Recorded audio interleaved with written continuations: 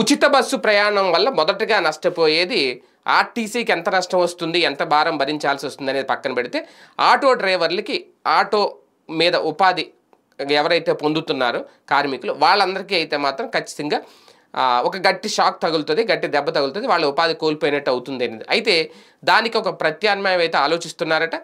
వాళ్ళకి ఉపాధి కల్పించే దిశగా నిర్ణయం తీసుకుంటున్నారట.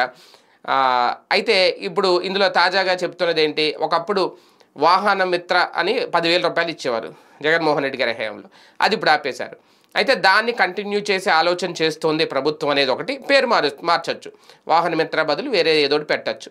కాకపోతే వాళ్ళకి 10,000 ఇస్తారా లేదంటే పెంచుతారా అనేది అయితే చూడాలి. ఎందుకంటే అప్పుడు ఉచిత బస్సు ప్రయాణం లేకుండా 10,000 ఇచ్చారు. ఇప్పుడు ఉచిత బస్సు ప్రయాణం ఇచ్చి కూడా 10,000 ఇస్తే వాళ్ళకి సరిపోదు. అందుకని ఒక 15,000 ఇస్తారా, ఎంత పెంచుతారా అనేది ఒకటి.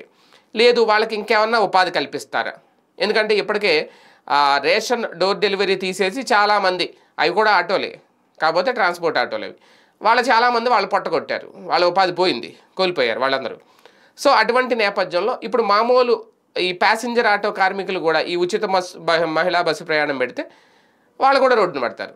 సో అందుకని వాళ్ళకి 10,000 మళ్ళీ కంటిన్యూ చేస్తారా, 15,000 చేస్తారా, లేదంటే కొత్త ఉపాధి అవకాశాలు ఏమైనా కల్పిస్తారనేది చూడాలి.